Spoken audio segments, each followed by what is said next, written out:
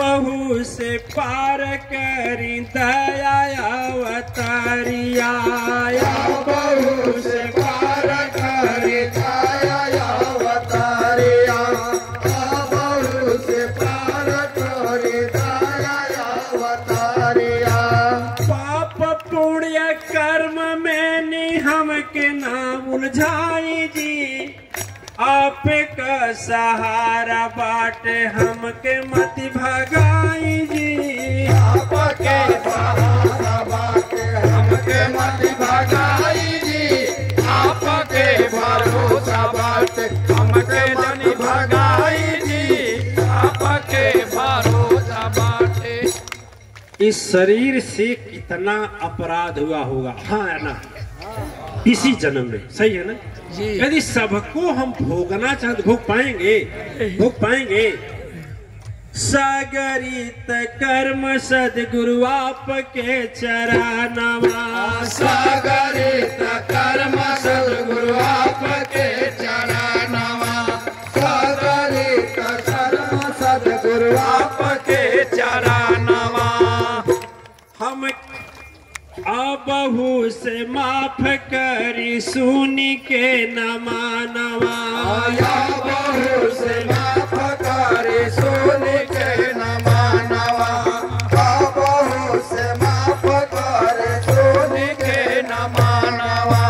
कितना जाना माँ से भटकत बाटी अपमत भटकाई जी, आपके सहारा बाटे लाई जी, आपके सहारा बाटे हमके ना भगाई जी, आपके सहारा बाटे।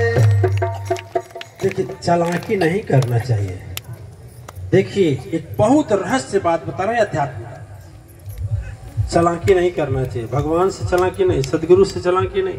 जो चालाकी करता है वो बहुत चक्कर में पड़ता है। ये नहीं कि पाप हमारा क्षमा कर दीजिए, पुण्य का लाभ दे दीजिए। अरे यदि दो पलड़ा बनाइए तराजू का, एक पलड़े में पाप रखिए, दूसरे में पुण्य रखिए, तो कौन ज्यादा होगा? ईमानदारी बोलिएगा, हृदय पर हाथ रख के सच बोल रहे हैं जी। तो ये बताइए कि यदि भोगने लगेगा आदमी तो सुखवा से ज्यादा तो दुखवा होगा ना। इससे अच्छा आप पुण्य भी ले लीजिए, हमारा पाप भी ले लीजिए। बस रहने दे जी, रहने दे, अपने चरण में रहने दे, बस कुछ नहीं। भैया सुनिए, यदि पाप और पुण्य के चक्कर में पड़ेंगे, ना ही हमके स्वर्ग चाहिए, ना ही नरक ठिकान हो। फिर 28 को आती हो गया, कुछ नहीं हुआ। इतना दिन सत्संग सुने, मुझे कुछ नहीं मिला। अरे सत्संग सुने थे तो कुसंग भी तो सुने थे।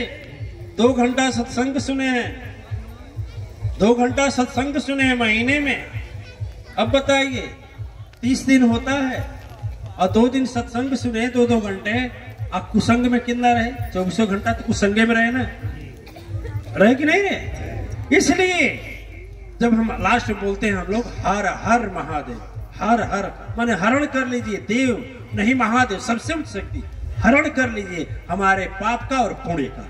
जब पाप और पुण्य से परे होंगे तब मुक्ति मिलेगी, याद रखिएगा। जब स्वर्ग नरक के चक्कर में रहेंगे तो स्वर्ग भोग लेंगे, फिर आ जाएंगे धरती। फिर अब करिए पाप, करिए पाप। रामकृष्ण परमहंस की ही बात नहीं, जब माँ काली बोले कि कहो तुझे ठीक कर दे, बोले नहीं मैया, आखिर जितना मछली खाया हूं वो मछली कैंसर का कीड़ा बन गई है, गले में पड़ी हुई है, कैंसर हो गया है। यदि मुझे ठीक कर देंगी तो फिर मनुष्य का जन्म होगा, तो फिर यहाँ आऊंगा तो न जाने कितना कुसंगी मिलेंगे। इसलिए मैया मुझे मर नहीं दे, देखिए, ताकि मुझे फिर मनुष्य का जन्म न हो। तो इस तरह से जो बुद्धिमान भक्त होता है, बुद्धिमान जीव होता है, वही कहता है कि जब से हम पाप हुआ चाहे पुण्य हुआ, सब समाप्त कर दीजिए, न पाप के चक्कर में न पुण्य के चक्कर में। अरे जंजीर जंजीर होती है, लोहे की है तो भी बांधेगी और सोने की है तो भी बांधेगी। यदि सुख सोचेंगे तो भी बांधेगा और दुख सोचेंगे तो भी बांधेगा। इससे सुख से भी मुक्ति, दुख से भी मुक्ति। लेकिन तब तक मुक्ति नहीं होगी जब तक आप अपने विचारों को नहीं छोड़ेंगे। कोई हिंदू धर्म में बंधा है, बताए ना, कोई इस्लाम धर्म में बंधा है, कोई जाति में बंधा है, कोई गुरु में बंधा है, कोई पंथ में बंधा है, और सारे बंधने वाले कोई मुक्त नहीं। एक बार की बात थी, हम अपने गुरु जी के साथ जा रहे थे हिमालय में जा रहे थे, तो बहुत विशाल पेड़ था। आप लोग हिमालय गए हैं? नहीं गए? आप गए? नहीं गए? चलिए हमारे साथ। गर्मी में एक बहुत बड़ा विशाल पेड़ था। गर्मी में इस समय तो ठंडा होगा, जाड़ा में तो ठंडा लगेगा।